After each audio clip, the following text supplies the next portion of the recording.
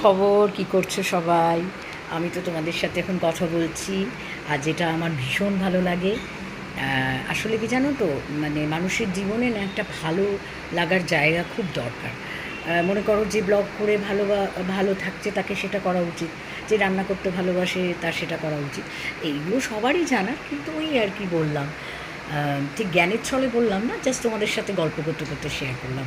আমার অনেক চেনা পরিচিত আছে যারা একদম মানে যেটা ভালোবাসে সেই রকম পরিস্থিতিতে তারা নেই। হ্যাঁ, তাদের অনেক কিছু অনিচ্ছা সহকারেও করতে হয়।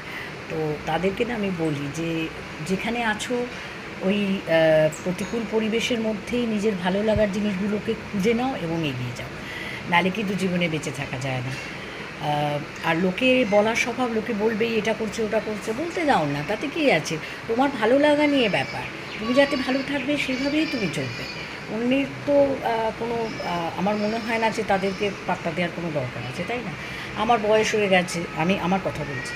অনেকে অনেক কিছু বলে, সাজগোজ করে, চুলে এত কালার করে করে করে, বলুক না, তাতে কি? আমি ভালো আছি, এটাই বড় কথা। আর আমি কারোর ক্ষতিও করছি না, কারোর অমঙ্গলও চাইছি না, আমি নিজেকে ভালো রাখার চেষ্টা করছি, আর উপরওয়ালাকে ডাকি, ব্যাস হয়ে গেল।